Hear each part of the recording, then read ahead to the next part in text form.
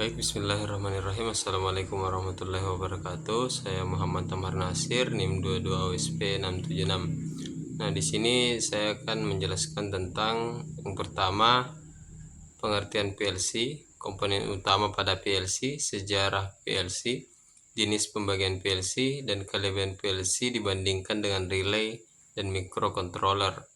Nah, yang pertama, PLC atau Programmable Logic Control adalah perangkat elektronik yang digunakan untuk mengendalikan proses otomasi dalam industri. Komponen utamanya meliputi CPU atau Central Processing Unit, input modules, output modules, dan memori. Nah, sejarah PLC dimulai pada tahun 1960-an, di mana awalnya digunakan sebagai pengganti relay dalam sistem kontrol industri. PLC telah mengalami perkembangan signifikan sejak saat itu. Jenis PLC dapat dibagi menjadi beberapa kategori, seperti PLC modular dan terpadu, PLC berbasis relay, dan PLC berbasis mikroprosesor. Nah, kelebihan PLC dibandingkan dengan relay adalah kemampuannya untuk memproses logika yang lebih kompleks, fleksibilitas, reprogramabilitas, dan kemudahan dalam memantau serta mengubah program. PLC lebih tahan terhadap guncangan, getaran, dan kondisi lingkungan industri yang ekstrim, sehingga menjadi pilihan yang lebih baik untuk aplikasi kontrol industri yang kompleks. Yang kedua, tentang spesifikasi dari merek dan tipe PLC yang tersedia saat ini. Minimal 3 merek dan masing-masing 3 tipenya.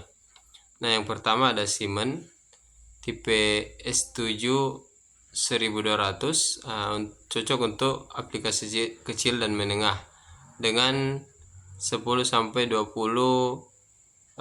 digital input output, 4 analog input output, dan memori 256 KB. Nah, yang kedua ada tipe S7 300, cocok untuk aplikasi menengah dan besar dengan 20 hingga 48 digital input output, 8 analog input output, dan memori 512 KB sampai 4 MB. Yang ketiga ada S7 400. Nah, ini cocok untuk pengaplikasian besar dan kompleks dengan 40 hingga 128 digital input output, 16 analog input output, dan memori 2 MB hingga 16 MB. Nah, yang kedua ada tipe PLC Omron. Yang pertama ada tipe CP1E, cocok untuk aplikasi kecil dan menengah dengan 10 hingga 60 digital input output, 4 analog input output, dan memori 32 KB, 256 hingga 256 KB. Yang kedua ada tipe CJ1M, cocok untuk aplikasi menengah dan besar, yang dimana memiliki 20 hingga 128 digital input output, 8 analog input output, dan memori 64 KB hingga 512 KB. Yang ketiga ada tipe CS1G. Ini cocok untuk aplikasi besar dan kompleks dengan 40 hingga 256 digital input output, 16 analog input output, dan memori 256 KB hingga 2 MB. Yang ketiga ada PLC Mitsubishi. Tipe pertama itu FX3U, cocok untuk pengaplikasian kecil dan menengah dengan 14 hingga 60 digital input output, 2 analog input output, dan memori 32 KB hingga 256 KB. Yang kedua ada tipe Key Series. Ini cocok untuk menengah dan besar dengan 20 hingga 120 digital input output, 8 analog input output, dan memori 64 kilobyte hingga 512 kilobyte. Yang terakhir ada tipe L series. Nah, ini cocok untuk aplikasi besar dan kompleks dengan 40 hingga 256 digital input output, 16 analog input output, dan memori 256 kilobyte hingga 2 MB. Selanjutnya nomor 4 yaitu jelaskan prinsip kerja aplikasi PLC pengontrolan forward reverse motor induksi 3 fase secara otomatis dengan satu timer ditambah menggunakan compare. Nah, tampilkan gambar wiring, list I/O dan programnya. Jelaskan bagaimana hubungan dari input terminal input PLC, program PLC, terminal output PLC, dan output PLC atau prinsip kerja. Jelaskan pula spek perangkat atau khususnya PLC yang digunakan. Nah, di sini seperti yang dapat kita lihat bahwa yang pertama tentang wiring diagram pengontrolan forward reverse, yang dimana syarat menyalanya motor yaitu harus dihubungkan daya ke input motor. Nah, agar motor berjalan dengan forward maka kontak KF-nya harus terhubung. Nah, jika ingin menjalankan motor secara reverse maka kontak KR-nya yang dihubungkan. Syarat motor forward yaitu dengan terhubungnya RST.